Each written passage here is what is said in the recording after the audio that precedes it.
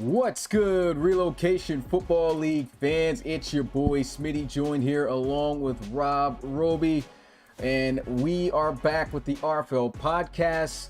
And boy, what a wild card round it was in the RFL. And oh man, I literally forgot to load up the final score graphics. I guess I'll throw that in when we get in here. I just thought about that.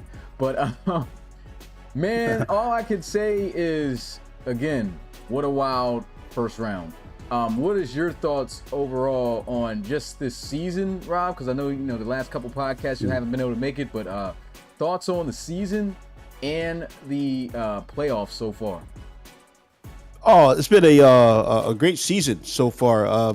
It was really a pleasure to watch. A lot of it I watched behind the scenes, but I was totally just mesmerized, man, by all of the new storylines and all of the the things that have happened. The up and coming players, the teams that were looking good and then stopped looking good, and then teams that are coming out of nowhere. I felt like there was a lot of sense of this season. I felt like there was a lot of sense of camaraderie around supporting new storylines, and I think that everyone was on the same page with that this season, man. So it was really a nice thing just to enjoy, and I feel like I've read volumes of text this season, man. Yeah, definitely, man. Of course, would have loved to be able to do a podcast every week, but life and everything gets busy, and at least we're doing it right now for the postseason and the hottest spot of the season with some crazy drama going on. With that being said, we could just hop straight into these games. And like I said, I forgot I did not have these loaded up. So what I will do, let's see if we can get those final score things up. And I just want to make sure you guys can hear me. I know it was skipping for a second, but is everything good? Should be good? It should be good. As long as I can hear, it should be. Okay, good. Yeah.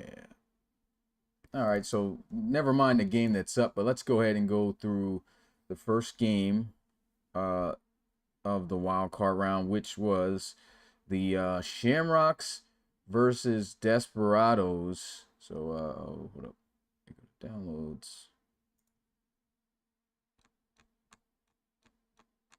Dang, this thing all the way down here. My goodness.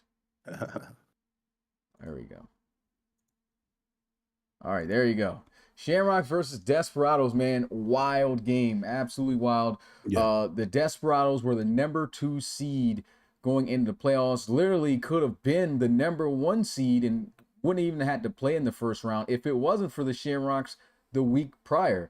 The Shamrocks were able to defeat a full-powered Desperados then, and they defeat a full-powered Desperados now in a crazy overtime game in which, we thought it was over for the Desperados at some point in the game, and we thought it was over for the Shamrocks after they threw a pick 6 with literally less than half a minute to go, and the guys still end up sending the game into OT and winning it 41-34. What's your thoughts and takeaways from this game and the Shamrocks advancing on to the divisional round, getting their first ever postseason win in their second postseason appearance?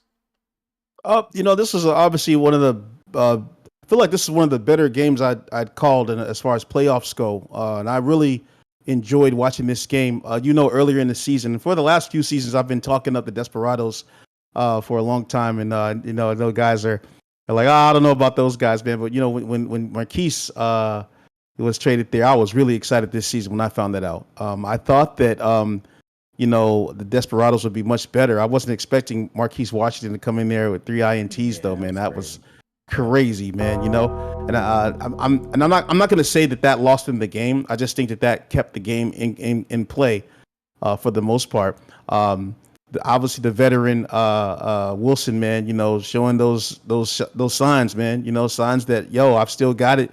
So if there's any inkling of a doubt that maybe he's on his way out, I think that's being erased. This is a big time win for the Shamrocks. Saeed Gore, I can't say enough about. It's 91 yards. You're like, oh, that's an above average day. It's a good day, right? Especially here in the RFL. But man, boy, he was running through some guys. But I overall though, this was a very, very competitive game. I was really excited to see the veteran and Angel Rosemond as well. Getting his shine. I don't know if a lot of people really know who that guy is. So, it was not gonna say not a lot of people. Just some of the newer guys aren't familiar with the older guys who came before, right? So, if you watched the RFL, you know who Angel Rosemond was, man. So he had a pretty good day as well, man. But it was just a very competitive game. I'm drawing a little bit of a blank. It went to overtime. Yeah, went over. Went to overtime. Yeah, and it's been a long week, man. but Yeah, but no, it was a great game, man. I was really happy with this game. I think I actually watched this a couple of times after just to get the replay and get the moments. And obviously, salute to you, man. An excellent highlight reel that was put up as well on this game too. Oh man, yeah, so. yeah. I try to make sure I got to Yeah. make some highlights for the last night's games too.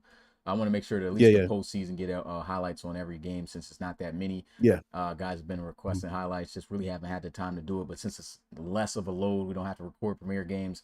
I got a better Yeah, chance of yeah. doing that. But Makes yeah, sense. the Shamrocks, man, definitely shocked me. They definitely showed some moments during the regular season, but you started seeing them start to tail off pretty bad in the second half, but managed to bounce themselves back, and they needed this win over the Desperados just to get in the playoffs. They ultimately did not end up winning the division, but it didn't matter because they still was able to find their way in by beating the Desperados then, and like I said, defeating them now in a crazy way because their defense just really showed up, getting 3 interceptions on Marquise Washington. That is not easy to do. And this defense is very young. This team is still very young with a lot of star early round draft picks where you're seeing that depth and development starting to build this team, which I am very excited to see what the Shamrocks are going to be in the future. God willing, Tom Wilson continues to keep on his trajectory and they get some more talent in there, but they got the receivers, they got the running back. The line is the area where they definitely need to work on, but they've drafted guys that are young that are building up there on the offensive side of the ball. The defensive line, remember they got KMJ, they got TL O'Neal, who's still pretty young. They got the defensive backs, Maurice Risen out there, Xavier Richwalski. The linebacker core is crazy. They just got a defensive rookie of the year and Brock Frederick. Like this team is crazy when you start to think about it, and it literally by even next season, you could be looking at a team that's constantly going in the postseason, like we talk about other perennial teams in the league. And for them to come out here and make this statement, they have caught fire. Of course, heading into their next game, knowing that they got to go on to take that #1 seed in the Snowhawks. But we'll get to that, of course, when we talk about this upcoming divisional round games in the postseason. But yeah, Tavion Hall was definitely killing, and I think a little bit of the issue with the Desperados in this game, definitely with Marquise Washington was the #1 culprit, but he still battled back to get his team back to almost win this thing. But they didn't run Tavion Hall enough, in Maybe my Hall enough. opinion. Yeah, 14 yeah. carries, 85 yards. I mean, but if you saw those 14 carries, the way he was toting that rock was crazy. As you talk about Angel Roseman, he was an old veteran just doing his thing, but you saw where his speed kind of just was not what it used to be. He was never the fastest guy, but it's much lower than I think he at least was a 90 back in the day. He's now got an 86 speed working at like tight end level. And there was one pass over the middle of the field Marquise Washington made where it just dipped too low and Roseman had him beat. And it just was too low. And he had him beat on that separation at first on the route, but had he been much faster than that defensive back, he would have been able to Mhm. continue on that path, and that would have been a completed pass. But that speed definitely came back to hurt him there. Of course, you would want a better ball from Marquise Washington anyway. And then there was a big interception that happened in the end zone where they were driving, honestly, where the Desperados really could have won this Mhm. game. And Shut that down. pick was thrown right in the end zone off the play action by Marquise Washington across the right middle side of the field. And then of Mhm. course you got to play the bell for the defensive back getting lost on the deep ball that Tom Wilson threw, where if it was not for that deep ball underthrown completion, Shamrocks don't come Oh, that back was and to win this Nick game. Andrews, right? Yeah, Nick That was a Andrews big, came yeah, through. Nick, yeah. Yeah, so Shamrocks, man, congratulations to those guys, man. No, they didn't win the division, but hey, the guys who did, we'll get to them. And they didn't. So That's saying a lot. You guys technically may not be the champs of the NRC East, but you made it furthest than any NRC East team this season. Moving on to the next game. That was that same day we had the I'm looking at next week's game. Speaking of their rivals, we had the Condors and the Steamers, and this was a game where we already feared for the Steamers going into it because they needed to beat the Condors not only to make it into the playoffs but to win their division. And the Condors, we thought it was going to be easy for the Steamers. They flat out sat all their starters. Some guys were rotating in, but it really didn't make too much of a difference. They were playing against majority of backup unit, and the Steamers literally found themselves trailing like 17-5. And I'm talking late in the fourth where we thought it was over. The Steamers did manage to come back and win the game 18-17. And that's where everyone was just like, if they look like that with the backups, what is this team going to look like when Chase McCoy and all the other starters come in? And those concerns were really high. But as soon as this game started, it was a completely different Steamers team. This defense was lights out, and this, before you knew it, the Steamers found themselves up 21-0. You usually never see a team come back after getting skunked, especially in simulation play. We've seen it, over the history of the league, but usually when you see that 21, you think, hey, this game's in the bag. And I'm pretty sure that's where the Steamers were at when this was happening. Yeah. And and we've seen that narrative. Yeah. Oh, okay, you good. But what were you gonna say? You go ahead into it. no, I was going to say that we've seen that happen. It doesn't happen an awful lot, but we've seen teams get up big and then they get up big too quick, and then the rest of the game you're gassed, and you can't stop the other team. And unfortunately, obviously with a quarterback like Chase McCoy and 60 passes says it all, right? This guy was trying to win that big time, man. 400 yards. That's crazy. To harp on a little bit about what you said, because I'm very familiar with the Steamers. I've obviously had a close relationship with Justin Jones, since I've come to the league. And so I know what he's done with this team over the years. And obviously you continuing to draft in the way in which he drafts. This is a very young team, man. And, something that I'm starting to see here as an older coach here, is that the younger the team, it feels like the better the team. And it's just one of those things where like guys are like, oh, these are backups, but no, some of these backups on the Steamers team, man, are actually ready to start progressing. And so, you get these guys out there and it's time to make plays, and, he's got a lot of speed, everywhere, and just awareness and such like that. I mean, these guys are really, really raw, man. So I'm not surprised. I'm not surprised that the Steamers actually lost this, because of because of McCoy, right? And because of, and I hate to say it, but inconsistencies with Reed Wagner at the big stage, man. It just seems like sometimes that plagues them. And I don't want guys to go off on a tangent and say, oh, we need to get rid of Reed Wagner. I'm not saying that, crazy. What I'm saying is that, there's got to be some kind of way to get him to finish, these seasons.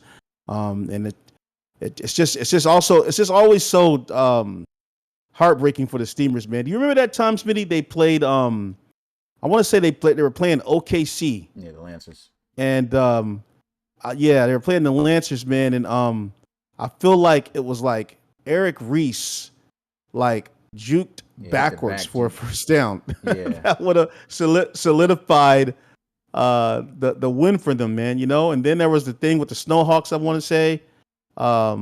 It just was it the Snowhawks or yeah. What was it? It was I'm blanking on how it happened, but they lost, I believe, to the Snowhawks. And then even their last season, wasn't it like a last second? It was the last second touchdown by that no-name wide receiver. The Steamers who? Oh no, that was them against the Explorers. Yeah, Explorers. and the Yeah, Explorers yeah, with yeah, Latavian yeah, Worrell at the time had that yeah, yeah, miracle yeah, yeah, yeah, play, and yeah, that yeah, was it. yeah, yeah. Yeah. Yeah. So like I say, that's why I'm saying I'm not surprised because I've seen the Steamers kind of drop the ball at the last moment, after being so good. Uh, but I'm not going to say that's their legacy. It just happens, right? But other than that, though, I was really shocked though. The 21 was crazy. Yeah. I That didn't I caught think this game that. after the fact. Yeah, I did not think Yeah, that. yeah, And when I seen 21, automatically for the yeah. most part in my head, even though I know the crazy possibilities that can happen in this league, I'm thinking, Hmm. this Steamers team is stacked. There's no way they're letting the Condors come back after a start like this. But if you pay attention, if Yeah. guys paid close attention to this game, there was nothing. Somebody brought this up. There was nothing that really changed throughout this game. The Steamers offense literally only put up 10 points on the board. The other Yeah. 14 came from 2 pick sixes early on where the defense literally outscored the offense. So Reed Wagner Hmm. was really struggling in big time moments. There was just unfortunate throws where, it was just getting batted down at the line because he didn't put Yeah. enough air Yeah. on it. There were some missed passes. I remember a flag route on the first drive. He could have had that for a big Hmm. gain. A lot of missed Hmm. opportunities for him.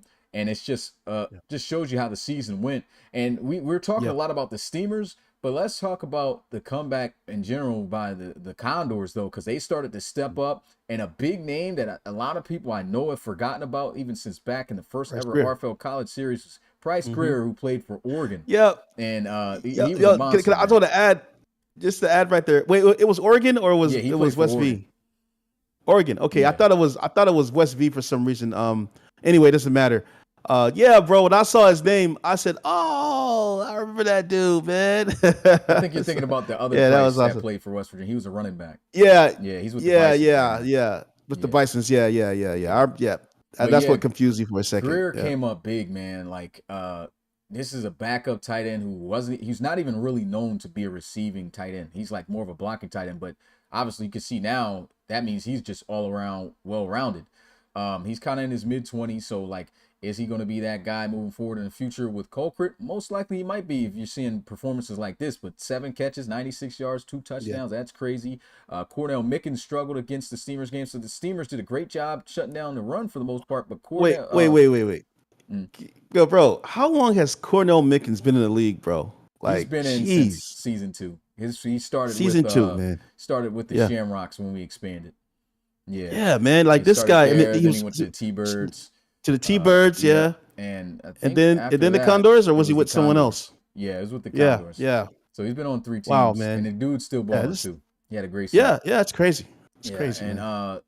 yeah, I mean, at the end of the day, one thing we did not talk about, which really put this game on ice, the Steamers actually had this game. They actually had this game, and the decision to be in field goal range to win it and to pass the ball. And Reed Wagner, it kind of summed up exactly how crazy. the season was for the Steamers. Yeah. Wagner throws a ball that he just had no business throwing in the flats, Yeah, clearly yeah. covered. And when I look back on the instant replay, the guy who's featured in this poster right now, Owen Dunfield, was in a cover 2 flats look. He's sitting there just waiting on the ball. When it's thrown, all he Yeah. had to do was take 2 steps down, Yeah. waited for it, Yeah. and he took advantage of the moment, cribbed it, and they literally lost this game. They should have won off of a horrible decision by I'd say the AI coach to go for a pass play instead of a field goal. One disclaimer I would like to put out there, you know me, I do not blame Madden because everyone has to play in the same conditions. I do blame Madden's programming though for the fact that this happens. They need to fix that, but can I get mad and say, yeah, that loss, it did, but everyone's playing under the same conditions. That could have happened to the other team. You just have to roll with the Yeah, it punches, happens, man. man. Yeah. No, when I saw Owen Dunfield's name up there, I could not believe that. I was like, it's nuts, man. That was wild, man. But that was the first day. That was all of Monday's. That was Monday's doubleheader games. Wednesday was the next set of games, and we had Devin Wade and the Hogs versus Ronnie Shanahan.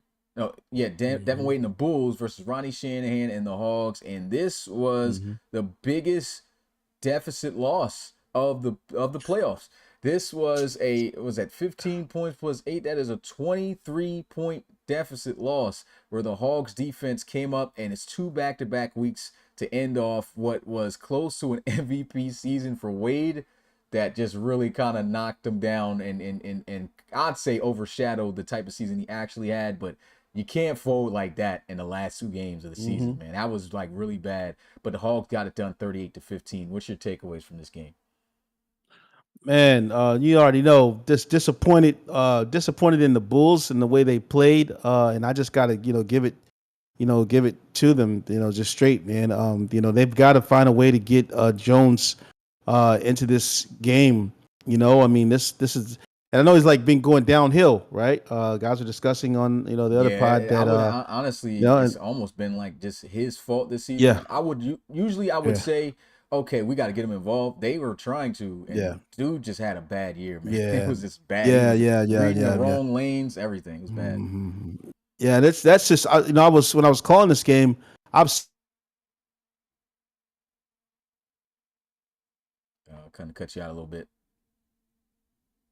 on the stream. They just they become one dimensional, man. They can't get the run going, and obviously the pressure. Not to say that, I mean, I'm not gonna say it's too much pressure for Wade to just be a passing the whole game, but at the same time, it's like, bro, like what are they gonna do? Like this guy, they can't get the game going. He's out there, and it's like I wanted to actually see Devin Wade. I wanted to see if he's going to be successful this year because you hate to see a guy have such an amazing season and then come up here and do this, right?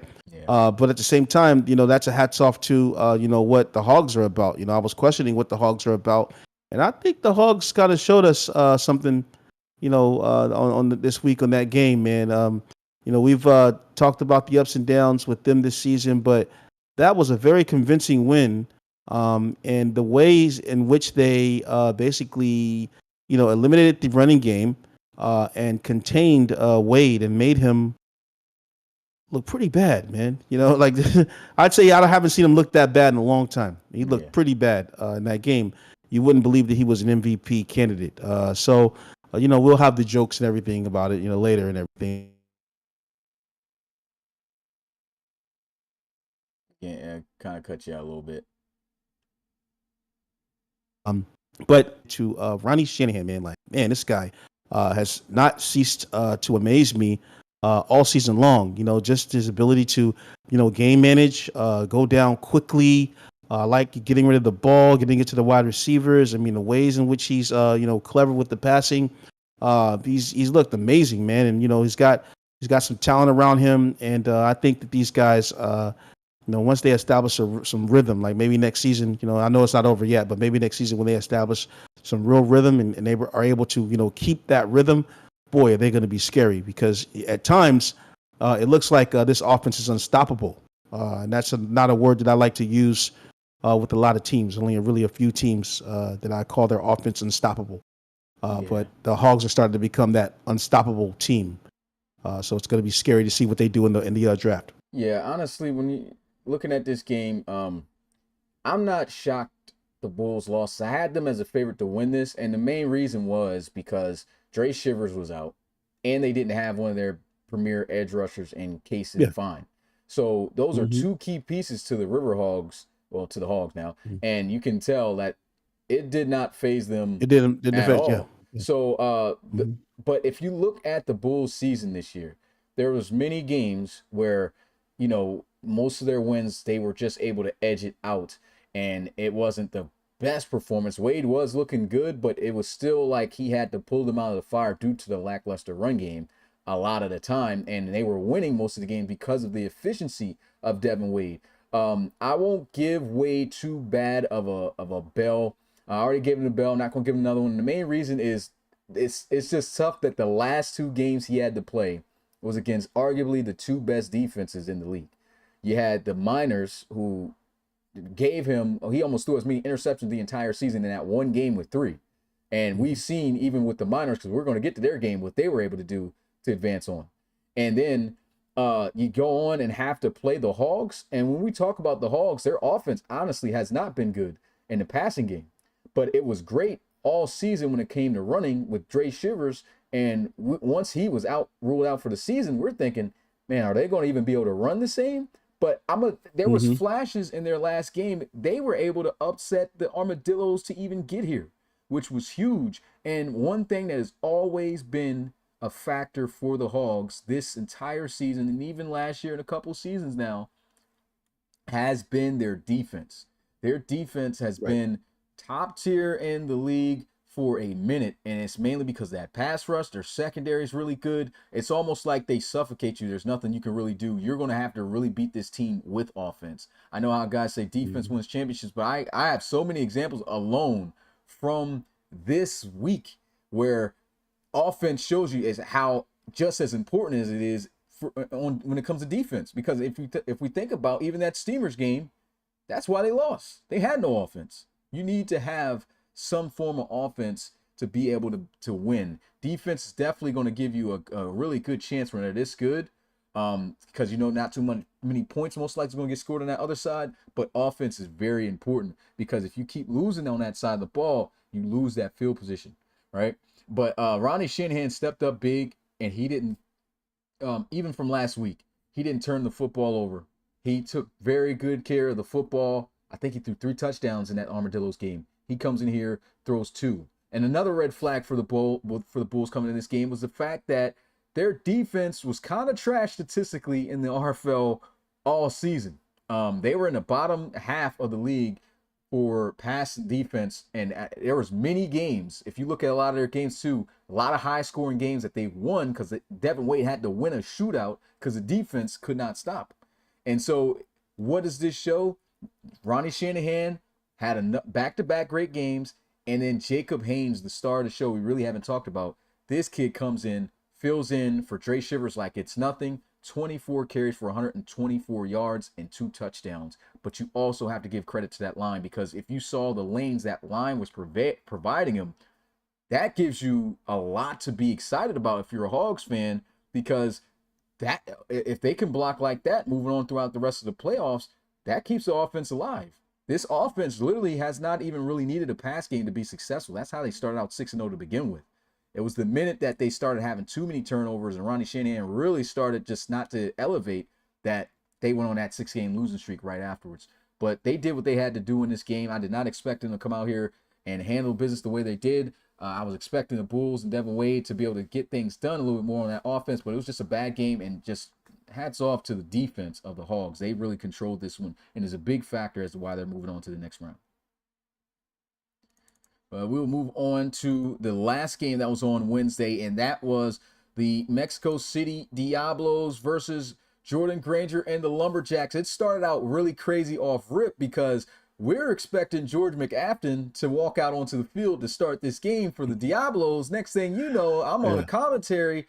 As soon as they introduced the quarterback, I'm seeing number 8. I'm like, what is going on? Yeah. Forbes says he did not even want him to start. And I guess he forgot, he did some type of depth chart thing, and that was the only thing he forgot to change back.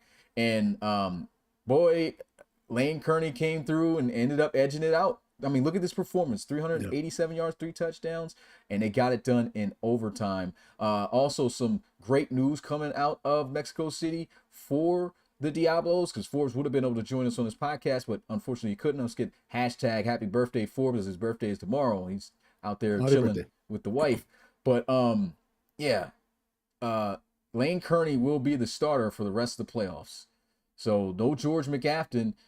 Kearney has earned this spot, and it's the last hoorah, I could say, for this guy who we know is not going to be on the team next year. What's your takeaways from the Diablos? And of course the Lumberjacks, where Jordan Granger, he put on a great show, just unfortunately could not come out on top.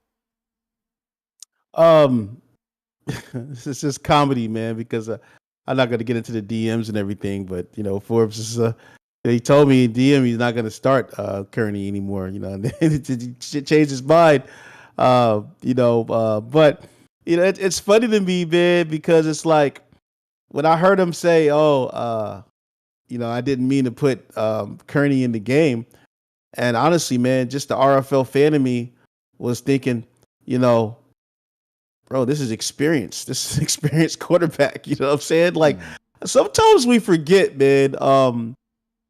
Some guys may hate me for it, man, but I'm starting to understand, about the storylines and the players. There's just some look. A guy could stink all season long, bro, and then he gets to the playoffs, and it's just something in that DNA build of that character, man. It just comes out and just becomes the guy that like look, we've seen Lane Kearney go crazy in regular seasons of past, right? Unfortunately, whatever is going on, with Mexico City, and I understand why. I respect Forbes' reason for not having Kearney, and I get it. But I think that this was a glimpse of like what he still has, and the fact that he was perfect in this game. You know what I'm saying? Like almost 400 yards, 3 touchdowns. I mean, bro, let's be real. Like Granger was probably going to put McGafton in the casket. Just being honest, man. Could have, yeah. And now it's the game. It's like it's looking at rookie versus veteran. But if it was rookie versus average QB, I think that Granger gets this, man. So I think Forbes dodges. He has the veteran. It's like you putting Favre back in the game. Like here, buddy. Go get us a playoff. You know what I'm saying? Like It's like bringing Gronk back in during the playoffs. You know what I'm saying? That's how that is, right?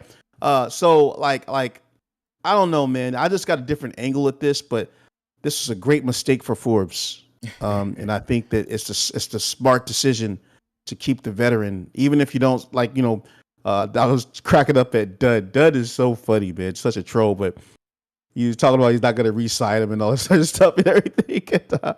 And how he likes to work up a story and make it more than it is. But like, I know that he's probably not going to sign Kearney long term. I get it. But you know what I'm saying? It's kind of the situation that Roland is in. Unfortunately, he's not in the playoffs anymore. But with Chum, it's like you've got this guy. He's good. People are doubting him. But just because the league is doubting him, does that mean he's not good? You know what I mean? So I don't know, bro. It's a great mistake for him, and I think it's smart to keep him against these teams because he's gonna run into some teams in a second. So yeah. And definitely want to go into the game of Jordan Granger, man. This kid, first season, phenomenal. First playoff game, despite the loss, he still did great. The only thing he just did not do was get in the end zone. I mean, still did not force any ball or have a turnover. He was still aggressive with fitting in some of the passes. He was not afraid to attack the defensive back of the year and Sheldon Reinhardt. He attacked him multiple times and trusted his receiver. You don't usually see rookies doing things like that. I mean, he didn't care how tight the coverage was. He just had that much confidence in him. And it's crazy how his player just about embodies the type of energy he has in real life and the way he's been since playing in Texas and Baylor. I mean, a tough way to end the season. These guys at one point was up 20-10.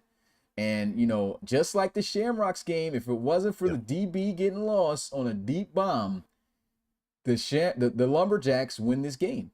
And unfortunately, they did not get that. And then a tough opening drive in overtime too, because if I'm the Lumberjacks, I'm putting it in the hands of Jordan Granger, to be honest, right? They come out here, they run the ball.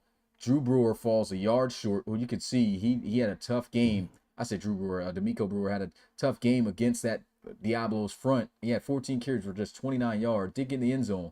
But he gets stopped at the 1. And they say, hey, usually you would say, yo, run the ball on the 3rd and 1. But the way that game was going, I'm liking Jordan Granger doing something. Run a read option, maybe. Do a pass. There is a chance if you use Granger there, I think they keep the drive going and they can close this game out. Look, Smitty, I know my record doesn't suggest that I put a lot of time into this, but I did, man. I simmed 70 games against Granger, bro. And it always seems like the computer cuts a person off. Literally, hopefully it catches up. Okay, I'm gonna. Did it cut me out? It did. You're good now. Did it? Yeah.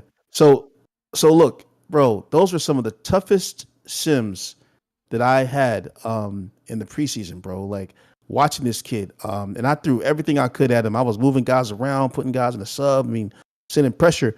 And I knew that this kid was gonna be raw, man. You know what I'm saying? And honestly, the Lumberjacks have nothing to hold their head about, man. This is a loss. But look, this is only the beginning for Jordan Granger, man. This kid is gonna be pretty darn good His going development is forward, crazy. He's man. already an Yeah. 84 overall quarterback. Yeah, yeah, Like, yeah, and yeah. he That's hasn't that's the even spirit. gotten he hasn't even Yeah, gotten his Pro Bowl XP yeah, yet, his Rookie of the Year yeah, XP yet. Like, dude's yeah, about to probably be an 86 overall quarterback yeah, after yeah, year one, touching yeah, maybe yeah. 87, which is I don't think If anyone's had development like that.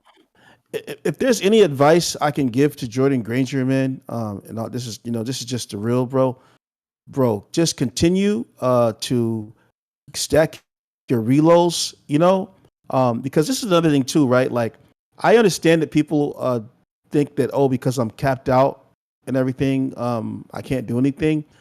But what I wanted to say in the voice last night, Smitty, was that this is a young league. It's developing literally before our eyes, Mm-hmm. and all types of things start to pop up that are new, right? I mean, we add things on every other year almost. So, like, you should not say, I'm capped out. I'm not going to use my reloads. I'm not going to have any reloads. You should be trying to stack reloads until they pile to the moon, bro, until you're drowning in them. Because you never know when the opportunity comes, when we open up things, open up doors, man. You know what I'm saying? There's a lot of things that we've talked about that are starting to kind of come into fruition here. So Jordan, bro, don't get too comfortable. You know, keep coming to the game, stack your reloads, bro. Because your player, in my opinion, man, this is one of the best user quarterbacks, if not the best user quarterback that's on pace to be another face of the league here. And I don't wait. Are there any other? I'm trying to think, Smitty. Are there any elite user QBs right now that Yeah, are there's on pace right now? if we're talking about on pace, some guys just got their shot and still didn't have a better Yeah, season than him. Like we talk about Monte yeah, Wyatt, he got the start, but he didn't yeah, get to start the yeah, entire yeah, season. He had and still, yeah, even if he did, Granger had a better yeah, season than him. yeah, Kevin yeah, Poole's not a user, but he had a better season than him. He yeah, had a better yeah, season than most. He literally was in the running for quarterback of the year and almost yeah, won it over Marquise Washington. yeah, And that's saying a lot about the company he's in with even those yeah, awards and what he was able to do. Dude had almost 35 total touchdowns to just 9 interceptions. 10 of those coming yeah, on the ground, rushing. yeah, Well, yeah, 9 of them, excuse me. And he had 25 passing. yeah, And not to mention, that's with him sitting out the last game of the week. He did not yeah, play the last game of the week because they wanted to not risk injury, right? They were a team that could afford to do that. And if you add that game on, that's an easy like 300. Let me see yeah, who was their opponent last week. I'm looking at looking for right. They played the Bulldogs and they had Tajay mm, Gaddy in there starting the last yeah, game. Now the Bulldogs did beat the brakes out of them 55-7, but that was only again against yeah, backups. The Bulldogs going to do that.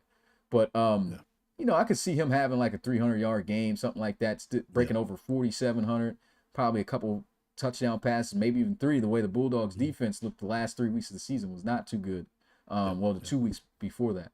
Um, yeah, and I just got to give Jordan Granger his flowers, man. It's just a phenomenal season, and yeah, I think he literally is going to be rivaling for that face of the league. When we're yeah, talking about users, mhm, if we're talking about yeah, yeah, generics, we know who that is. Kind of like right now yeah, between yeah, two guys, mhm, Geno Gannon and honestly three: mhm, Geno Gannon, Marquise Washington, and uh, mhm. oh boy with the Explorers, Daryl Johnson. Daryl Johnson, yeah, So yeah. yeah, I got to excuse my blasphemous talk just now, forgetting about McCain, Jones, Justin Jones, and Anthony Savoy.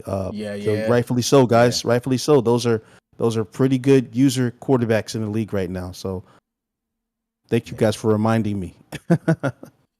All right, and so we get to the last day, which was just yesterday of the playoffs, and in the wild card round, we had the third round bout between ARC West division rivals between the Aviators and the Red Dragons.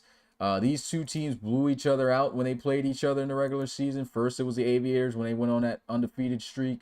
They had the longest win streak out of any team at the time. And they were able to take out the Red Dragons pretty handily. I think the final score was 49-31, but it was way worse than that, and they gave up garbage time scores at the end. But then you saw the Red Dragons get it back in blood big time. In their last matchup, which I believe was week 17, they beat them 45-7.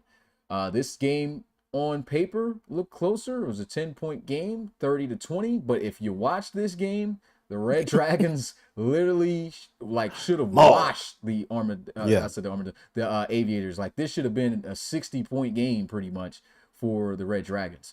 And shout out to the Aviators defense in the red zone, I guess, keeping it close, coming up with the big plays at the right time. But it really wasn't close. I mean, Coach Davis and the Red Dragons looking hot like this. Last time they did, we know what happened. He won a Reload Bowl back in season 5. Yep. And Savoy, I mean, many people were saying this should have been the MVP. He honestly should have been the MVP. I'm going to still give the bell for Davis for not starting his guys, but he can make up for all of that if they continue this pace and he wins his second Reload Bowl, which will be something that no other coach in the league has done. What's your takeaways from this game? I'm definitely going to dive into whatever else you don't get into. It's a lot. Okay. Yeah. Big salute to Coach Davis, man. It's a friend of mine here, brought him here some years ago, and he just has not disappointed, man. Quiet guy, but that's just how he is. He's always been like that, right? So salute to him, man. So quickly, what I immediately noticed in this game is that Kyle Bain got kidnapped. Yeah, they literally, he got kidnapped out the game, man. They suffocated him. They came with the pillowcases, and they put it over his head. KC can't breathe, man. That pressure that they got on Kyle Bain in this game, man, was crazy, man. He just kept getting balled up. And I'm gonna be honest with you, man. It was funny because there was a pass here to Bailey. And I said something about jet fuel, and that's what it was. It's kind of like the Aviators were. It's like they must have had a jet fuel leak in the cockpit, right? Because Kyle Bain was just high out there, bro. You know what I'm saying? Like he didn't know what to do. You know, it's like they're swarming all over the place, man. And this was reminiscent to me and nostalgic of the Red Dragons that year. That they went, and I played them in the ARC championship game, man. They had those big interceptions and everything on me. It was crazy. But this defense, man, is like a milestone defense, a cornerstone defense here in RFL. It has not changed a lot. It's like one of the older defenses in the league. And it is still very prominent in game time situations, man. And what you saw was like veteran Celestin. And what's this other guy's name, man? We saw Boucher out there getting all over, getting some break. There's a whole bunch of them. Le'Veon Henry, right? You saw them get after Bain, man.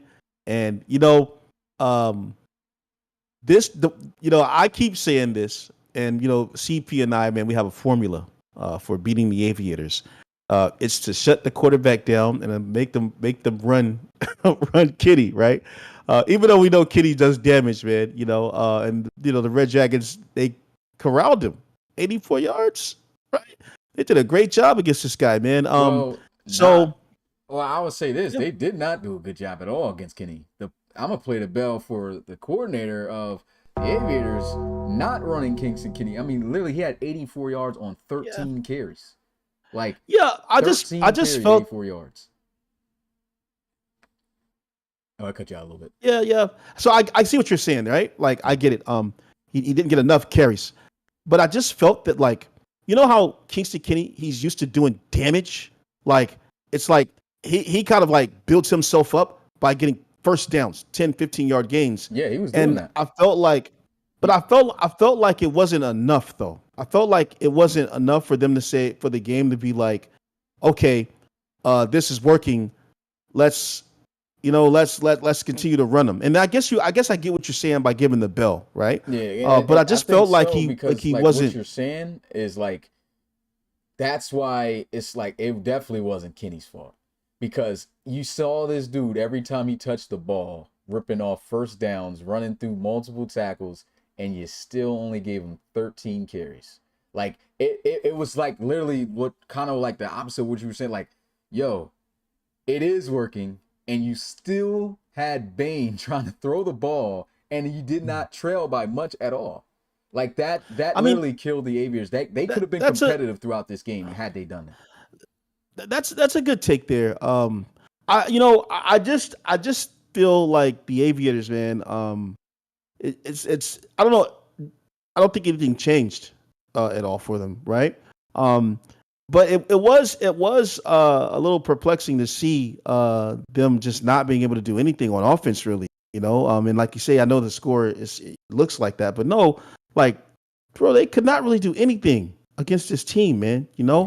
And it's just it's unfortunate, obviously, for the Aviators to And another thing too, I noticed too, bro, like he was going to this Colt Cruz guy, right? Which I have a lot to say about Colt Cruz, man. You know what I'm saying? I feel like he was supposed to be the piece here that was supposed to take these guys to the next level. And I don't feel like he's actually lived up to the hype of what it was supposed to be, right? And it almost becomes like it feels like when he's going to Colt Cruz, he's looking for something or anything he can get to bail these guys out. But it always comes, at the wrong time or too late, So I even saw that with Marquise Washington, right? Like, I don't remember, and I could be wrong, but this is how I feel, right? I feel like Marquise Washington and Colt Cruz, like, never really took over games together. Talking about You know? oh yeah. Does that make sense? Does that make Mm-hmm. sense? Like, I Yeah, felt yeah. like I felt like I like they agree with that. never like as big as Colt Cruz was supposed to be for the Aviators, right? When he came over, it was a big thing. Him and Marquise never found that chemistry to become the duo, right? Yeah. That they should have been. And it's almost like he has freakish speed, but he's kind of like a dump off guy for the offense. And I'm almost wondering if that is hurting the offense, maybe he's not the guy, the caliber wideout that they actually need. One more thing I'm going to say. I know you're going to clean it up for me, but DJ Scott, man, He was beast. amazing talent, bro. Yeah. I know this is when he came over from Portland. I was like, wow, this, and now you're starting to see like how dangerous this guy is, not just in the running game, but the passing, receiving catches as well, right? Like he really, really is just a great talent, man. Great utility back. I love the way Coach Davis is using this guy. And it's just a great looking system here. Shout out to EJ Bailey. I forget what school EJ Bailey went to. Washington. Washington, correct, right? So shout out to EJ Bailey. But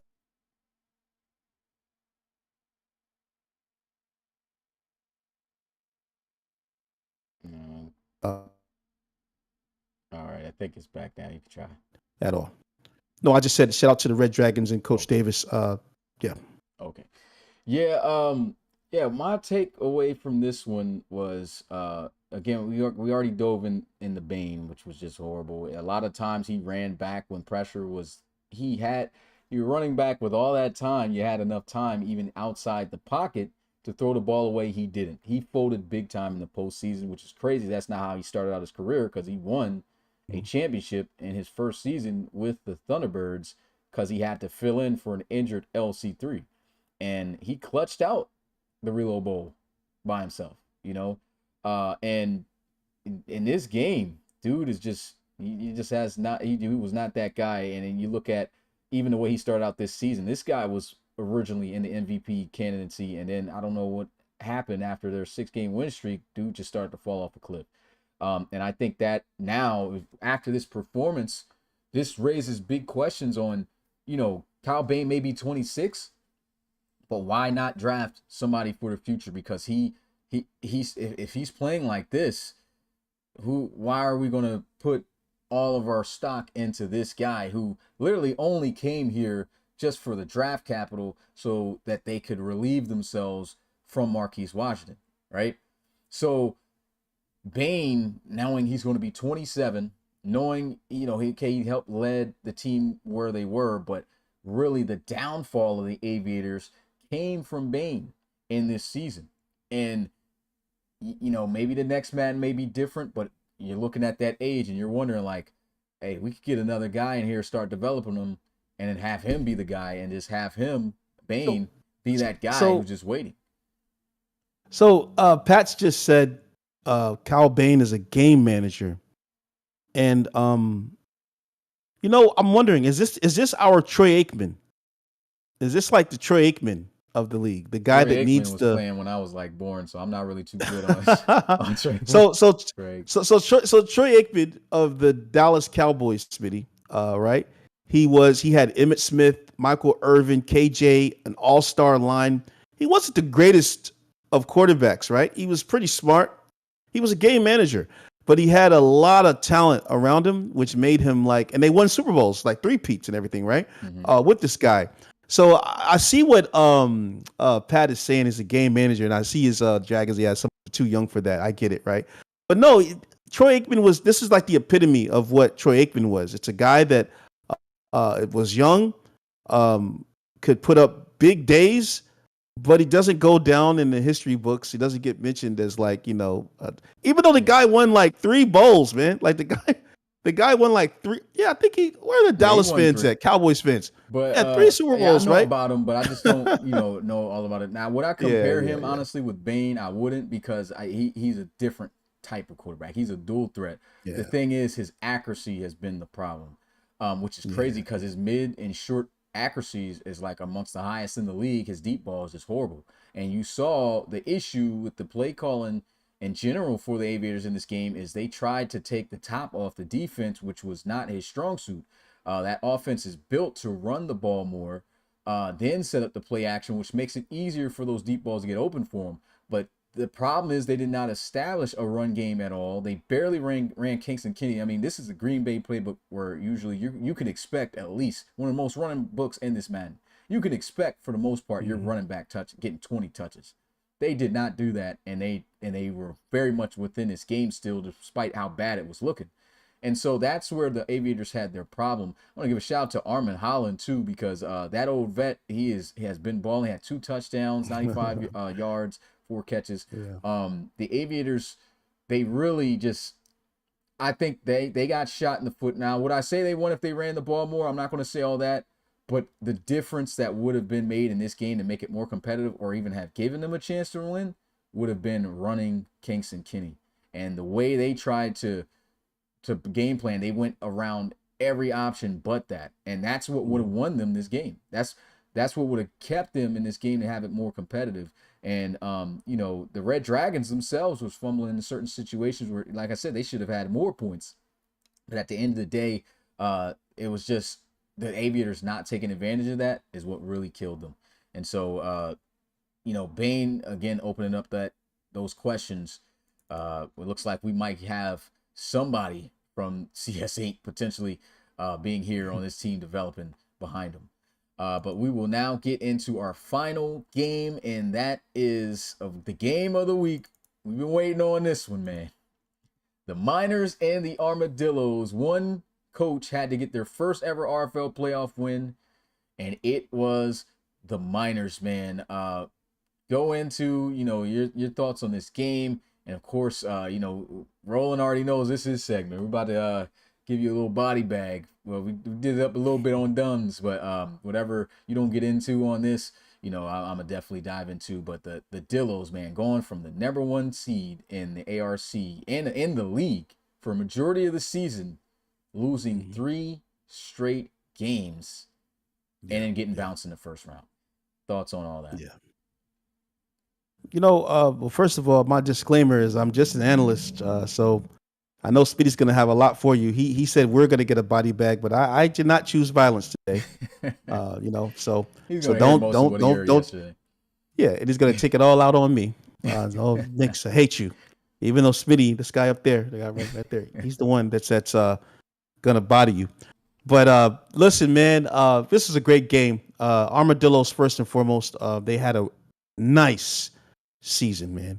Very nice. Roland, hold your head up, bro. In all seriousness, hold your head up. Not on my segment, though. You guys, yeah.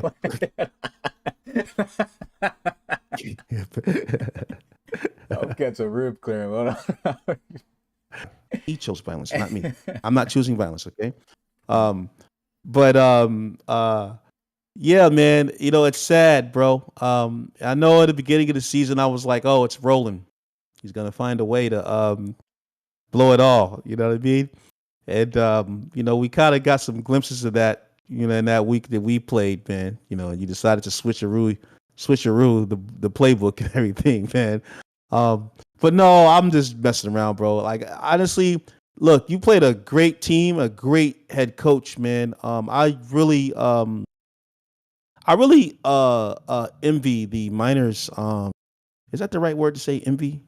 I guess I don't want to. I'm not jealous, right? I'm envious. No, envious is the bad one, right? Envy. Yeah. Is it jealous? Yeah, I guess I am. I'm a little jealous of the Miners culture, man. There's been a lot of things that have went terribly wrong with Chicago, right, for a couple of seasons now, and I'm envious because that's kind of the culture that I had when I first started, and I'm trying to get that back. But it's not about me right now; it's about you guys. That's a very well coached program that they have there, franchise.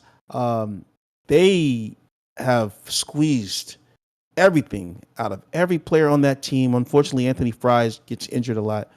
But when he can get straight, that's a tough team, So, Roland, you're coming over from the NRC, and I'm a little biased here. I just kind of think the coaches in the ARC, are a lot more tough, in my opinion, historically, right?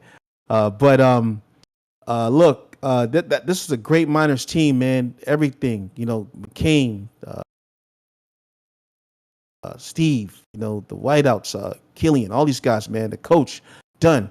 So you guys played a tough game. In the end, though, Chum the bum lead, man. He always does this, bro. And this is what breaks my heart so much because, like, you had a task and you completed that mission, bro. You made people actually cheer for Chumlee this season, right? And believe that Chumlee could do this. And unfortunately, man, you can't get inside the game and force him to throw the ball when he needs to throw the ball, bro. And that's why the name is the bum. He's been doing this for multiple seasons. At the last moment, he holds on to the ball. That is one of the things I hate about a lot of. Oh, let me. I don't want to overreach here. I hate quarterbacks that hold on to the ball and don't throw it, right? That absolutely grinds my gears. And it's clear. If you watch certain quarterbacks, the Ronnies, these guys, LC3s, all these McCoys, they zip that ball out of there, man. That's the kind of QB that you need here in the RFL. All of this hesitation, holding on.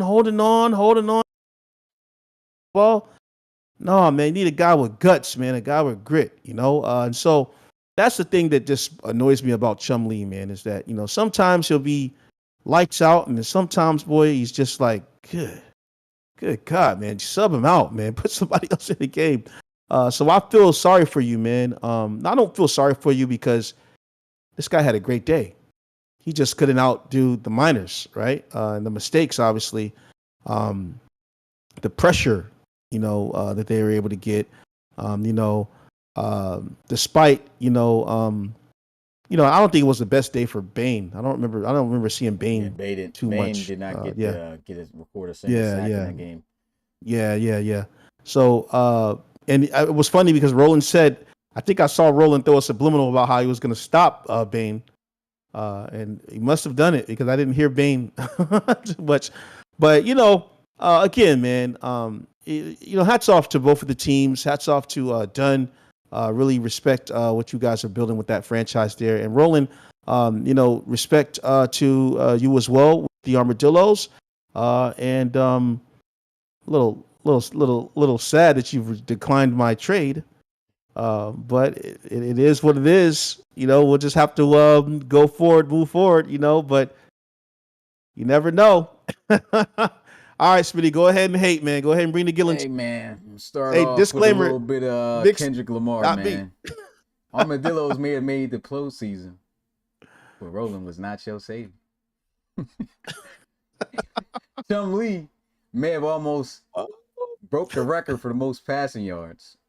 Real close. Led the RFL on that. But he was not your savior.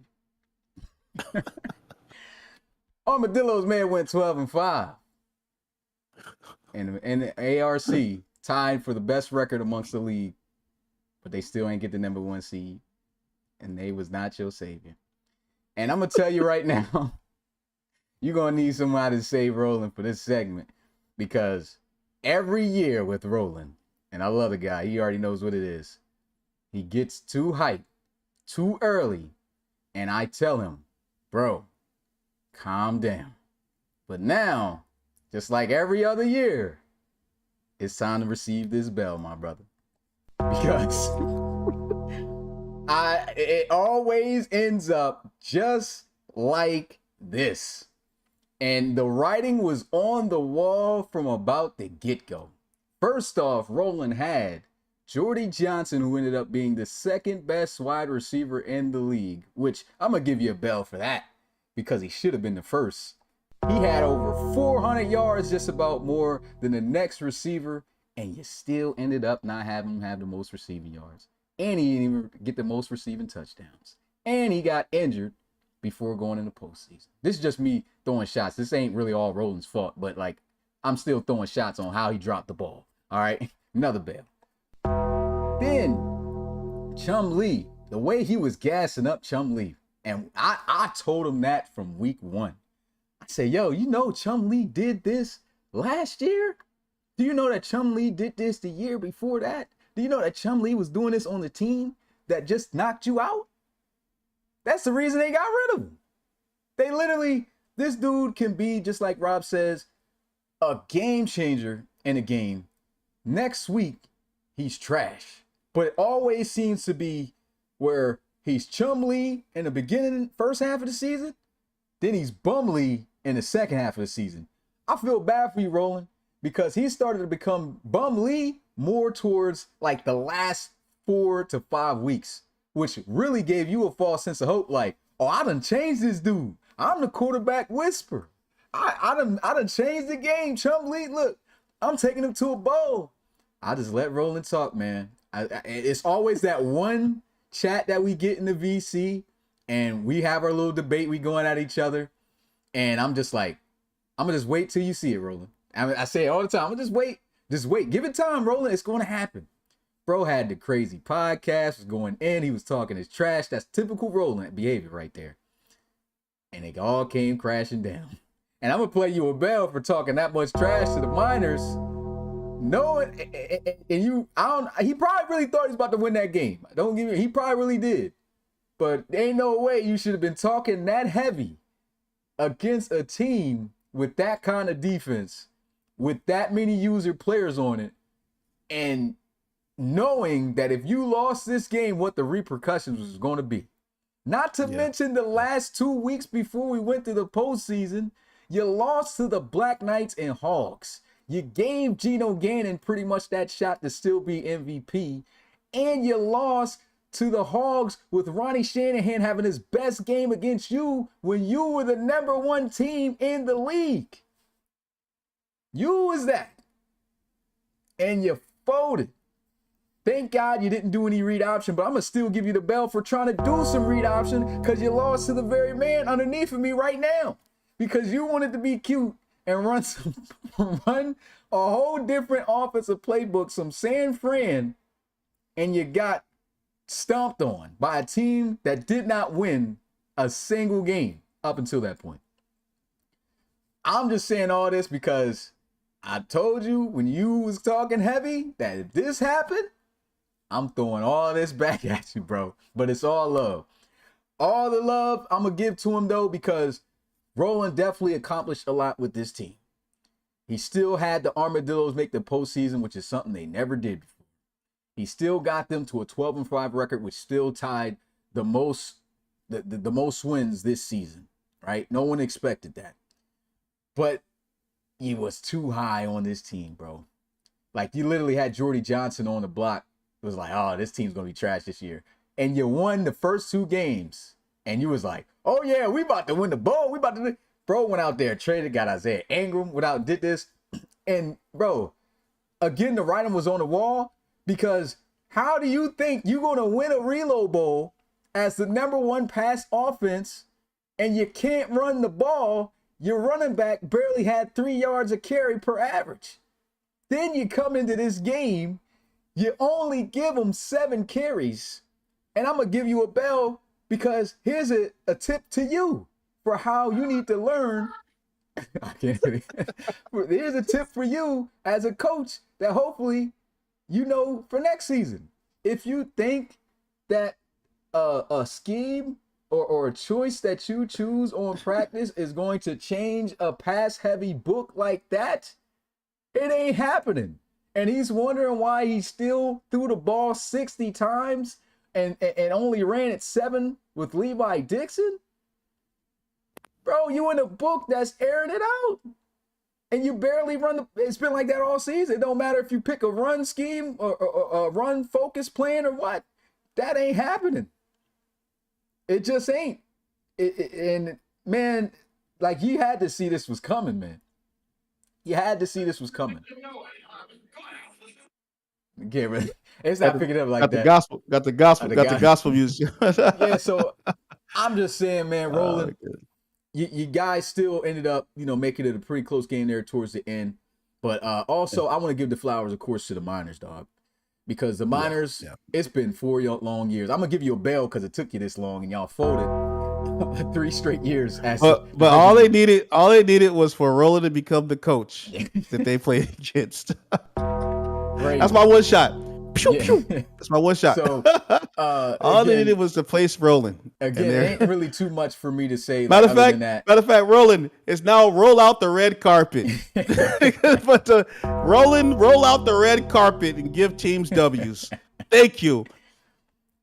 I mean, you couldn't have asked for. I'm wearing my armadillo red for rolling out the red carpet.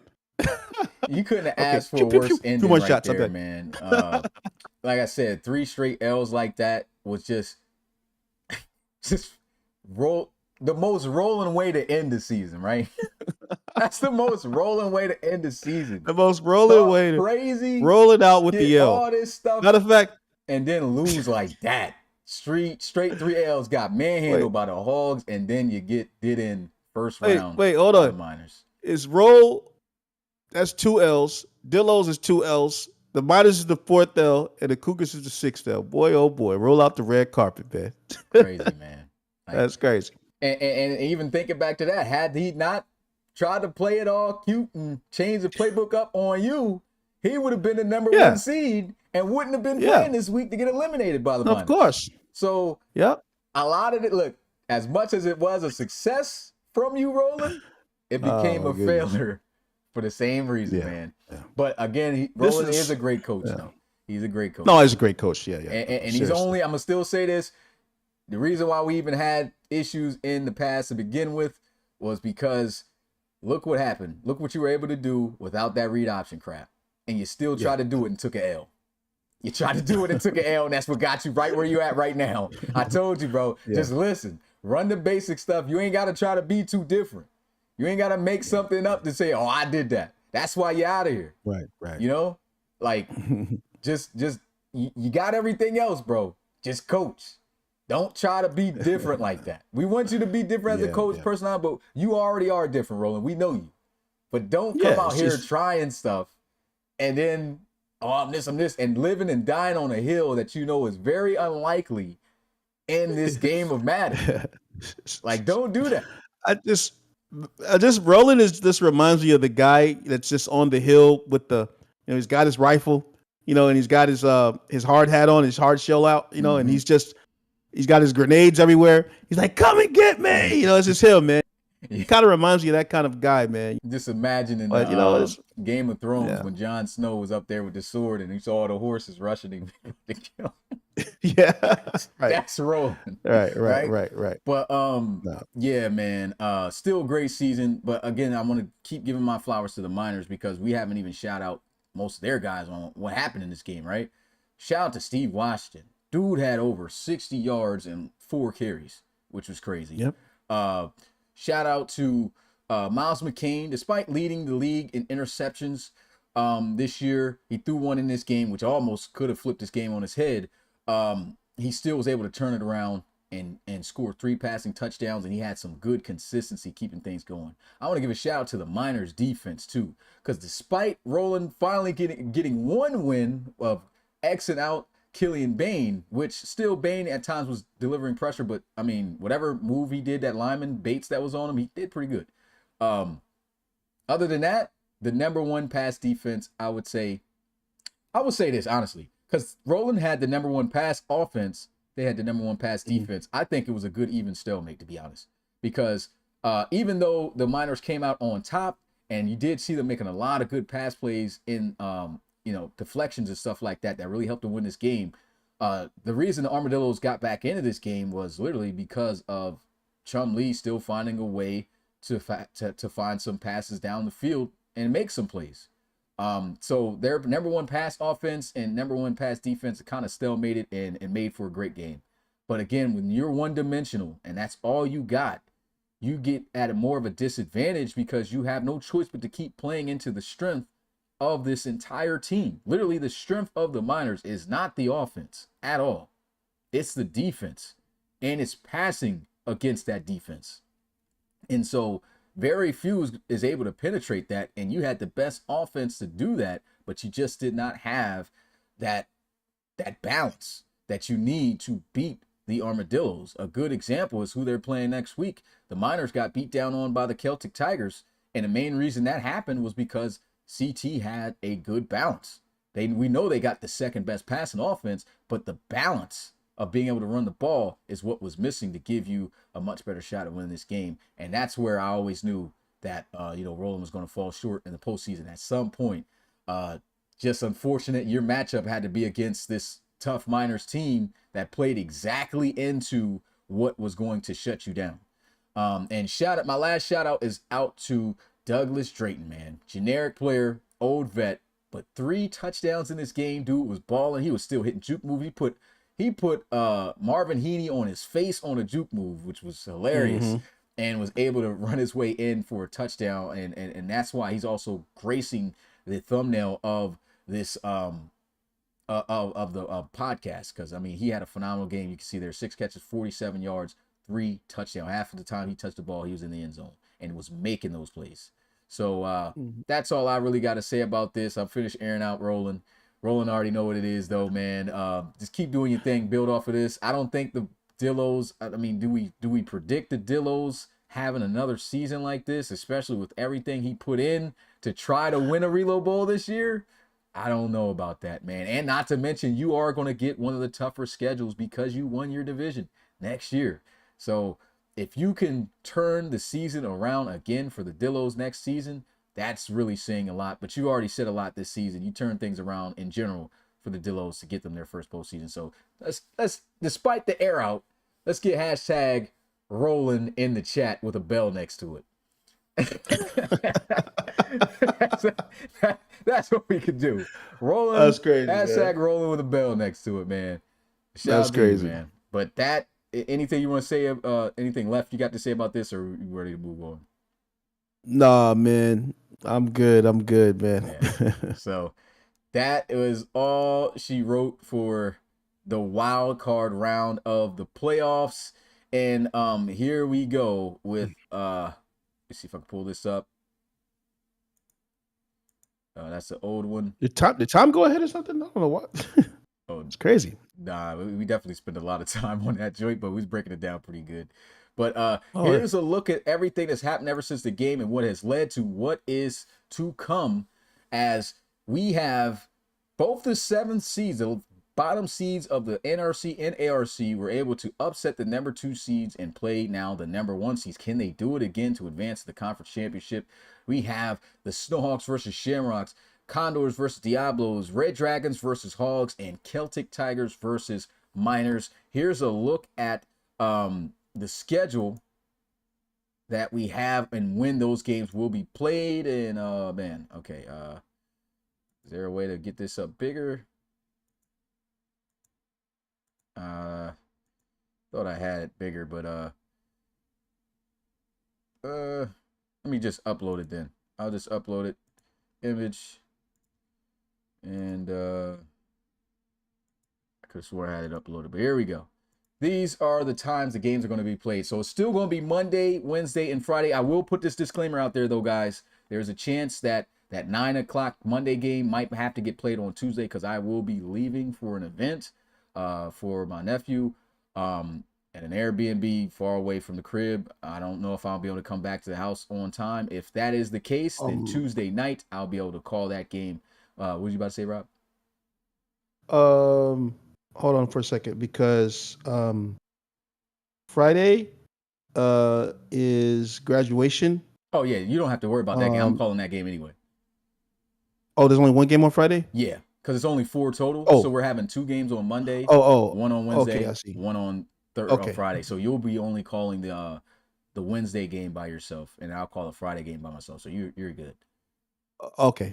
Yeah, but I got the Monday and then the Wednesday. Okay. Yep, makes sense. So the first games, which will be on Monday, Boston Shamrocks, the 7th seed, take it on the number 1 Portland Snowhawks. At 7:30 p.m. Eastern, Robert will be calling that game. And this game, again, might get flexed to Tuesday, where it is the Cincinnati Hogs taking on the San Diego Red Dragons at 9 p.m. Eastern. Then on Wednesday, Rob back in the booth, 8 p.m. Eastern, with the Diablos versus Condors. And then I will close out with the game of the week in the divisional round, the Sacramento Miners versus the Dublin Celtic Tigers once again. Some great games for sure. What we can say here is we'll give our predictions, but before we give our predictions, just looking at this, Rob, and I'll put up the schedule again. Well, yeah, that's the wrong thing. Where's the bracket at? Yeah, I'll put up the bracket here again. There are 6 teams that let me see, 1, 2. Yeah, there are 6 teams out of the 8 left that have never won a championship, and half of the 8 teams, 4, have never been to the Reload Bowl. So if you had to look at those 4 teams, though, that's never been even to a Reload Bowl, which are the honestly, we can throw them all in the loop, even the ones who haven't won a championship. The Miners, the Shamrocks, the Condors, the Diablos, and the Hogs. Excuse me. And yeah, the Snowhawks. Well, actually, we'll go with the 4. The team that has never even had a Reload Bowl appearance in those, who do you think is more likely to have a shot to win a Reload Bowl out of the Miners, Shamrocks, Condors, and Hogs? Miners, because I feel that they have the better, obviously the best defense. Well, I get it with the Hogs; they have a good defense too. But I just feel the Miners, they have a great offense that's been pretty elite this season, and then they have a defense to back it up. So I do believe that defense wins championships. So I think that they have the better chance here. On the other side, I'm looking at what the Diablos have been doing. They've been looking pretty good. So I'm a little bit worried about. I like Kearney, but I don't know, man. So I'm leaning more toward Miners than Shams. I think Tom Wilson is looking pretty insane right now, man. 41 is crazy, right? Yeah. Especially against So that's crazy. And then I want to give Shanahan the benefit of the doubt, but he's got a tough Red Dragon team that he's about to play here, and so I'm wondering if if he beats, let's just say he beats the Red Dragons, he beats them, right? Mm-hmm. Okay, well, is he gonna beat CT? Is he gonna beat the Miners? Right? Can he do that? I think the road stops there. That's nothing against Shanahan. I just think it's just inexperience. You're facing now. You're starting to face the really elite teams, man. So Yeah, that's my take there. I think Miners are the favorite of all the teams that have not been to a Reload Bowl because they are, just again, like I said earlier, man, they're well coached. They have an excellent defense. They've got the pass and the run game going, and so that's my take there on that one.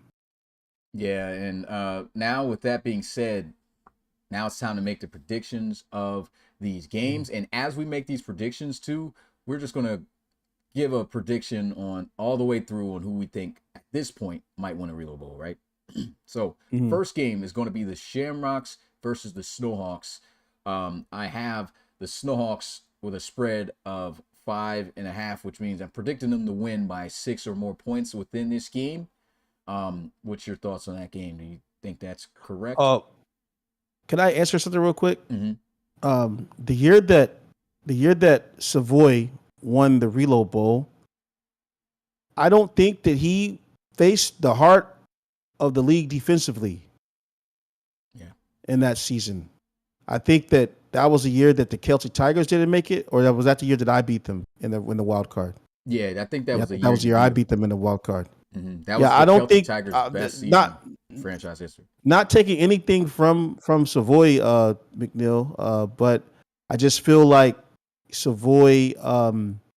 I get it. I just don't. I don't feel that Shanahan. I don't feel that Shanahan is Savoy just yet.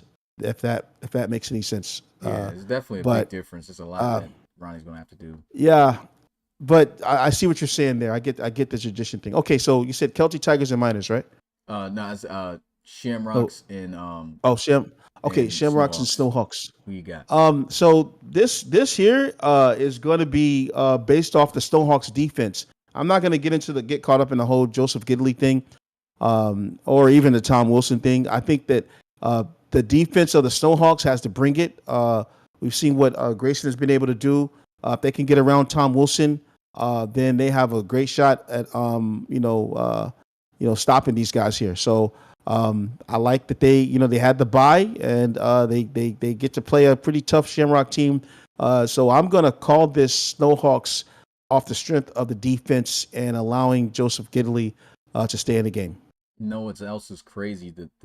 The heavy losses they got coming into this on the D line. No Cam J, Yeah. no Javier Wheatley, no John Moore. So that is 2 defensive tackles and their premier edge rusher that is gone, which means that coming in for that defensive tackle spot in the DN spot is a 74 overall Josh McCullum, and at DN a 74 overall Terrell Vaughn. Yeah. So that is, and Joseph Gilly has completely flipped his season around this year for how it started. He's looking definitely like his old self, and the Snowhawks becoming the number 1 seed because of that dominance. With those losses, Tom Wilson will have to play a near perfect game again. I just don't see the Shamrocks being able to come out on top of that one, although they came out looking pretty good against the Desperados. The following game after that one at at 9 p.m. Eastern, it's going to be an ARC matchup between the Red Dragons and Hogs. And in that matchup, I have the spread going towards the Red Dragons. And I think that is the biggest spread I have. Yep, the biggest spread of them winning by a touchdown or more with a 6.5. What's your thoughts? Yeah, I'm taking the veteran defense, man. I just think that again, Shanahan has played very well, but I just think this is where the road, the rubber starts to meet the road here. Yeah, I'm gonna call it in favor of the Red Dragons again, just off the strength of the defense, and also, Savoy, the quarterback player Savoy in the playoffs has shown us that he's pretty good here. So I'm gonna go with the veteran team over the Hogs. Yeah, I just feel as though Savoy will have a good challenge with this defense, though. I will say that the way that the Hogs win this is Ronnie has to play great football. They have to do what the Aviators did not do last week and establish that same run game that we saw could have happened for the Aviators with Jacob Haynes, which that's going to be that's a lot for the Hogs to do, but that is their chance to win. But I feel like the momentum And the bounce back, despite, forfeiting that last game pretty much of the season, I mean, they bounced back like nothing happened against the Aviators. So that momentum, whatever they possibly lost from taking that time off, it doesn't look like it phased them at all. And I feel like Savoy is going to find a way to move this offense down the field against that tough defense just enough to be able to edge them out. And I think the defense is going to give Ronnie Shanahan a hard time, to where you're going to see him kind of go back to his old ways with those turnovers. And then on Wednesday, the game you'll be calling, the Condors and the Diablos. Definitely a great matchup there. I have the Diablos favored to win by a field goal or more. McCoy versus Kearney. I'm gonna take McCoy. McCoy gets this done, man. Yeah, McCoy gets this done. It's his time, man. So, yeah. Yeah, so the way I think this game plays out, now and that's why I got them so close. As his lowest spread. Probably should have put 1.5. That's how close I think it's going to be. I think the defense of the Diablos and how great it is, and the slow start we saw from the Condors, even in their game against the Steamers, if that happens, I don't see the Condors being able to claw themselves back like they did in that matchup against a team that was inconsistent majority of the year. And I do have my concern for Lane Kearney, because although he had a great game this past week, we cannot forget about how good the defense is for the Condors as of lately. Yeah. And in my opinion, is much better than the Lumberjacks. So, and they only could score 20 points. Really, they scored those last 10 points just to send the game in overtime, I think, in the fourth. So if you have issues like that, that's going to be a problem. Which honestly, you definitely could go either way, but I just feel like the overall talent of the Diablos is going to edge it out, and so that's why I got them coming out on top. And for the final game, the Celtic Tigers versus the Miners. It's a rematch from earlier within the season. The Celtic Tigers were able to beat the Miners 30-10 in that one, and we've seen the turnaround though of this Miners team. I do have the Celtic Tigers with a 3.5 spread, so them winning by 4 or more points. Who do you think comes out on top of this one?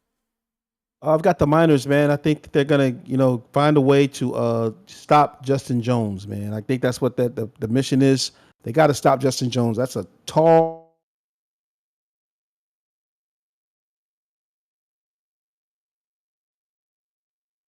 And I think that will be the biggest task. So not let him heat up, not let him get 350, 400 yards on you, man. So if they can do that, then I think that they can edge out the Celtic Tigers. So I'm going to choose the Miners on this one. Yeah, I have my concerns. With CT, we just haven't seen much of inconsistency this year. So it's hard for me to say where their flaws really are. But I will say this. They are banged up. And there is no Michael Freer in this game who was a game changer. So without him being there, that leaves good opportunity for this offense to be able to move the ball. Now the question is, are they going to be able to stop, Justin Jones in that passing attack? We've seen them stop the number 1 passing attack in the league, but again, they did not have Jordy Johnson within that. The problem that stems when you're playing the Celtic Tigers is the all-around weapons that they have. It isn't just Matt Niani. It's Cam Rux. It's Ross Deerdorf. They also are without Chandler back. So honestly, the Celtic Tigers are pretty banged up in this game. We know the Miners are a little bit too. But the Celtic Tigers also were able to come out on top and get a good victory over the Black Knights to give them that number 1 seed. And I think they can they can edge them out again. I think the game will be much more closer than the final score ended up being. But I definitely could see the Miners potentially winning this game as well. We go back into that game. Just looking at the logs and everything from Neon Sports, I'm just going back to see what type of day Justin Jones had. And he had a 3-touchdown, no interception game with just 244.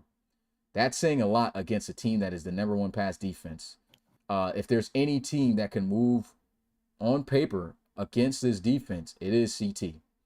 Now the big question is, can you stop the run game too? Because Trey Worsley, even though he didn't have 100 yards, he averaged 4 yards a carry, 77 yards on 19 carries, and it was just enough to keep that offense balanced. The issue for the Miners is going to be, how do you slow this offense down entirely, right? And if they cannot do that, CT wins this game, but it's also going to be a big task for Miles McCain having to have to step up, because he threw no touchdowns against that defense and a pick. So if Miles McCain can have a better game and they can slow down Justin Jones just enough to keep points off the board, this is a game that the Miners can definitely win. But if Justin Jones comes out here and makes it look easy against this defense, I just feel like that momentum is going to transfer over to the defense, and Miles McCain will have himself a rough day, and we can see their offense being stagnant, only getting 10 points like they did in that last matchup. So that's our takeaways and our predictions for these games. With that being said, I mean, that's really all we have. I do want to also bring out a point of, let me see if I can put this up. There we go.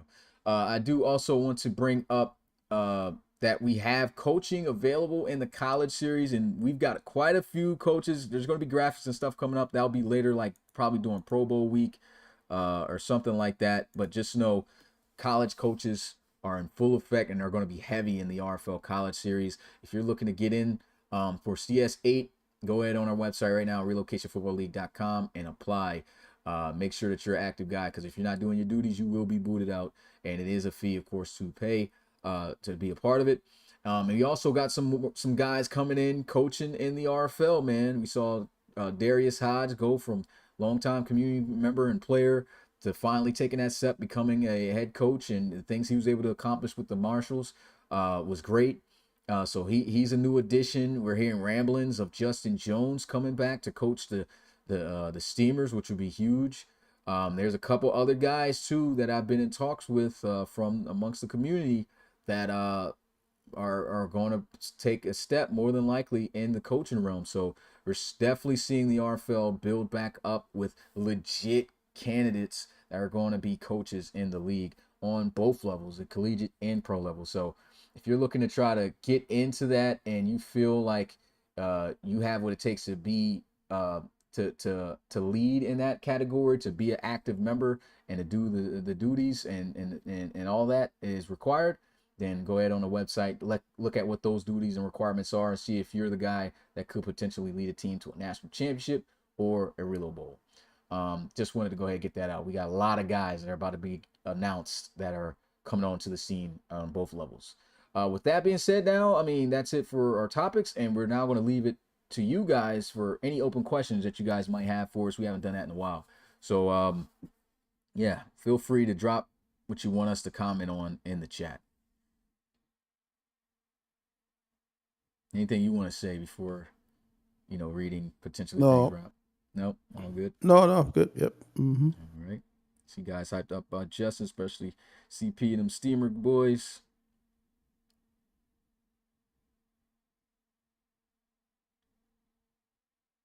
I know we mainly covered a lot too.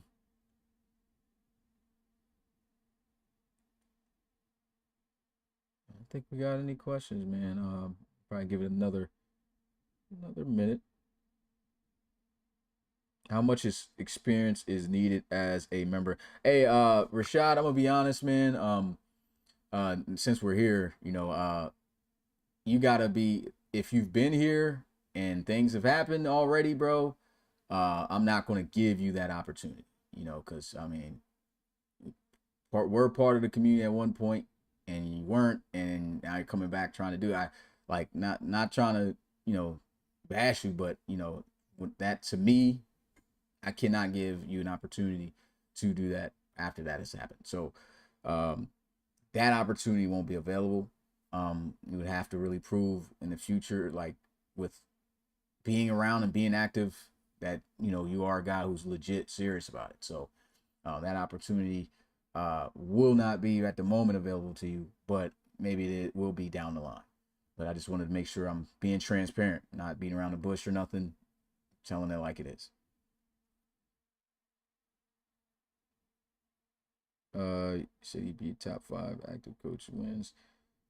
You said anything y'all hope in Madden 26. I mean, yeah, it's just, for one, fix a lot of this programming, and it's been issues for years, man. I want accuracy to be a little bit more realistic. I just, a lot of basic things, clock management. Like there should not be times where quarterbacks are not spiking the ball. Like, how does college football have that? And then in the pros, dudes literally aren't spiking the ball. Like a lot of teams in the RFL have lost games literally because of that. We just need more realism in terms of those reactions in those areas, which isn't too much. They can fix this stuff, but hopefully they can do that. And then also, I want them to be more in depth with training. Like if they can make some more in-depth training where guys can be specific and possibly even just open up custom playbooks for the way in which we play. Like I should be able to, choose a custom playbook for both sides if that other coach is not inactive, or at least give us an option to be able to do that. Because, we just can't at the moment. There should be a way to be able to load those into maybe the whole franchise as a database. So that way, if a coach does have a book, he can actually attach that to his team instead of, it having to just be the NFL books. Like we should have that available to be able to change that in franchise to straight up a custom book that you can pull and import into that franchise. I think that's possible. And they should make that happen. That's never been in Madden in that regard. You could do it offline, but that needs to be something like that can happen in the franchise, in my opinion. You got anything on Madden you would like to see in a game, Rob, for 26? It's all the same thing, man. It's just suppressing, man. It's the obvious stuff, man. The spike ball. I mean, making sure the franchise editor team custom thing Yeah, works that, dog. 100% We need unlimited. to get into that. That stuff. Need to make sure that the game management, clock management. Obviously the custom playbook stuff. I should be able to move guys around my roster and formations and without it being an issue, without having to double click this 30 times. I mean, deeper level tissue sliders like 2K and Yeah. MLB The Show. I mean, like specific to each position. You know what I mean? Mm-hmm. Sliders for just one position. Like, I mean, are sliders just for heavy guys and slow guys? Like 2K has adjust how fast big guys are versus small guys. I mean, there's like a lot of stuff, man. The list goes on, but uh, if I could get one thing, custom playbooks, please. Yeah. Please open the playbooks. Allow us to do that online in a cloud, whether we're there or not. And Yeah. please let us do Definitely that. with you on all that, man. Yeah. Well, with that being said, I think we're all good on the questions. We covered pretty much everything. You said it would make it crazy. Yeah, it definitely would make it crazy, man. Like I can already see that taking coaching, user coaches and stuff to the next level. For sure, being specific. And even I would do it for CPU teams, but I would only mainly just make sure that dumb play calls don't happen. Like, like there's no reason we should be calling, draws on like 3rd and 15. Like Yeah. knowing that it's not going to work, or calling majority pass plays on a 3rd and short situation. And honestly, all of these issues happens because of the star system that EA has that's just horrible. In the base book, they literally can fix this off of just fixing the star system. Allow us to change the star. So if you're not going to give us custom playbooks, how about allowing us in franchise mode to change the star system on what plays we want called out of that book in the game? Now that would be amazing. I think that's what they need to add. Honestly, I know that it will be an extra hurdle, a little bit too much maybe to be able to allow. I see where you can have an issue for, like, if I want this other team that's already controlled by a user and I'm kind of forcing them to have a playbook, where that could be a problem. But for people who play online, regularly user play. But if you're not going to do that, that is definitely the next best thing, because it's pretty much like custom playbooks. It's just tailoring the book to what you want to call based on the situation. What you allow us to do outside in that creation zone, allow us to do that in franchise mode, man. Make our books more tailored. But yeah, and then they said hope 26 get crossplay in Dynasty. He's probably talking about college football there. But yeah, we do have crossplay right now in Madden. So you could get on there. There also needs to be better created coaches stuff, and Yeah. it should be just as detailed as creating a player. Like so, for Definitely. instance, I mean, I know it's a more of a college thing, but no, coaches have tendencies, right? So like you should be able to set up the AI coaches and the user coaches the way you want to tell them to, this is what we run, this is what they run, this is what, it needs to do this. I mean, that's all tied to the playbook, but it could be specific to the coach, right? Yeah. So if a coach is fired or an OC is fired or whatever, then take their game plan to another team, and then it should affect the game, like there's no point in having a coaching carousel in the game and it doesn't affect the game really, right? I mean, other than like XP, so Yeah. that's just Actual something that I points. wish would yeah, like I'd love to see that sort of deep tissue stuff, like if your defensive coordinator, is terrible, bro, like it should show. Yeah. You know what I mean? Like it shouldn't just be like a reward for having this guy. It should be like, no, this guy's terrible, and it shows. Yeah. And just to harp on that team builder stuff, man, they got a lot to fix with team builder, man. Like, why not have it be exactly the same as college football? If you even just did on that, the game. So that would yeah, be that would be good. Because how is Chrome still not available to put on helmets or anything in yeah, Madden's team man. builder? There's so much features missing from the college football team builder to Madden's. Y'all need to fix that. Like, that's unacceptable. Even like the slanted numbers and stuff, man. Yeah, that's Text, very text. unacceptable. Just it's just They, so much. Yeah, I don't know if it had anything to do with the porting and the lump sum of how that could affect a franchise compared to a dynasty, but honestly, it's pretty much the same thing. So y'all got to find a way to make that like work, man. the thing that gets me, is that in this world, when you go into a store to buy something, you can't be $1 short or $2 short on it and think you're going to walk out with the product, right? Hmm. So on the opposite side of things, right, then it's like, why sell me something that is missing items? You know what I mean? Hmm. Like, why sell me something like that and then tell me, oh, I'll fix it later? Like that's wrong. That's just wrong to me. Yeah. So, yeah. And I got a question here from Skinny. Says, how does coaching choosing to be a coach work? Yeah, it's first come first serve, man. If you apply, and nobody else has tried to apply to go there, you got it right off the rip, man. So I know Do you, they like you said, abandon their you. player though if they become coaches? No, not if they're college coaches. If they Oh, are RFL mm. coaches, though, you got to give that player up. Um, until of course you're no longer a coach. But yeah, college guys, even guys that are in college right now, if again the stipulation, and if you are a college player and you do want to coach, you have to go no matter what, enter the draft this year. Like if you're going to be a coach, so like if your player ends up not having too good of a year, he's still got to come out. So I know there's a couple guys who really want to coach in the college level, and they're like, man, I don't want to give up my player though.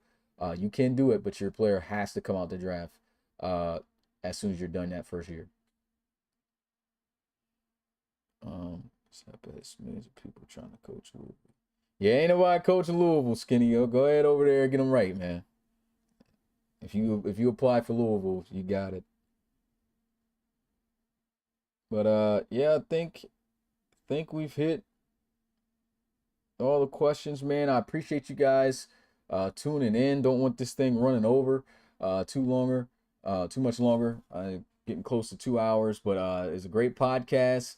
The wild card round of the playoffs is over. The divisional round starts on Monday.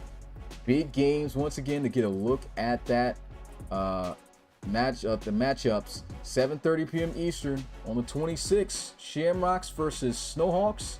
And then at 9 p.m. Eastern or Tuesday, remember that, you got the Hogs and Ronnie Shanahan versus Anthony Savoy and the Red Dragons. That's it for me. It's your boy Smitty, RFL Commissioner and play-by-play commentator, along with Rob Roby, aka Mix. And we will see you guys in the divisional round. Peace.